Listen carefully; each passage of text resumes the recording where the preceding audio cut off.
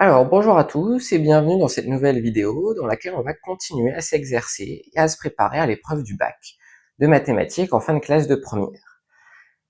Donc là, ici, pour cette vidéo, on va corriger un exercice qui a été proposé dans les sujets 0, donc les sujets d'entraînement. Et donc là, j'ai sélectionné pour aujourd'hui l'exercice 1 du sujet numéro 2. Donc dans cet exercice, on s'intéresse à la population d'une ville et qui est représentée par une suite UN, dont le premier terme vaut 10 000, c'est-à-dire la population à l'année 2020. Et puis ensuite, on a une relation entre deux termes consécutifs de la suite, donc UN plus 1 est égal à 1,08 UN moins 300. Et donc on va étudier cette suite dans l'exercice. Et comme première question, on nous demande de déterminer la valeur de U1 et puis d'interpréter cette valeur.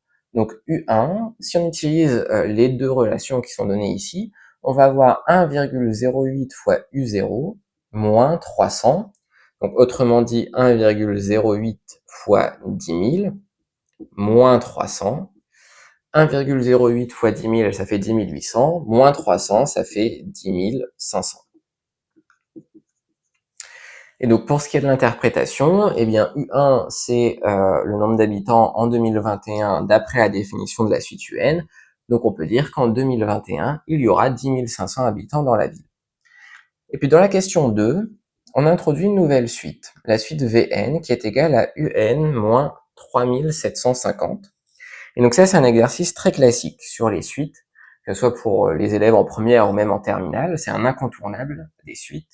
C'est-à-dire qu'on s'intéresse à une première suite, qui a rien de particulier.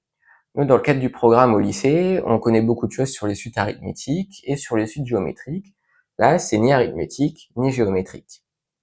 Donc l'idée, ça va être d'introduire une suite qui, elle, sera généralement géométrique, utiliser les résultats du cours sur les suites géométriques pour remonter à l'expression de la suite UN. Donc là, c'est ce qui est fait en fait dans les 5 questions suivantes, de 2A à 2E.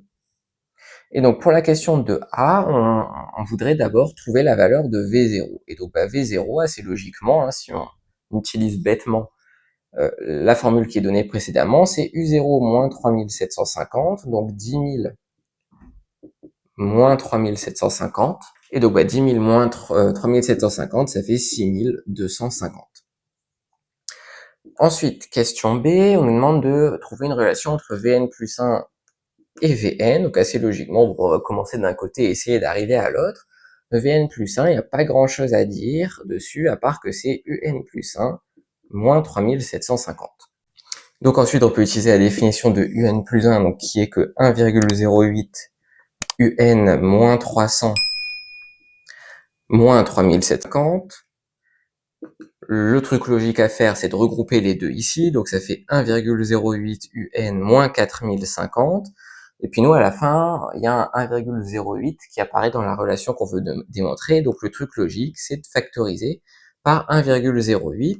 Et là, on va obtenir UN moins 3750, qui est exactement la définition de Vn. Donc là, on a 1,08 fois Vn. Et donc, on a bien démontré que Vn plus 1, c'est égal à 1,08 Vn. Et donc, c'est tout pour cette question. Et donc là, dès que vous avez ce type de relation, il faut qu'il y ait un réflexe que vous adoptiez, c'est de vous dire, ça, c'est une suite géométrique, et justement, c'est la question d'après, c'est de déduire la nature de la suite. Donc là, on a une suite géométrique, donc deux premiers termes, V0 est égal à 6250, et de raison, Q est égal à 1,08. C'est toujours bien de préciser quand on obtient une suite géométrique, son premier terme et sa raison, pareil pour les suites arithmétiques.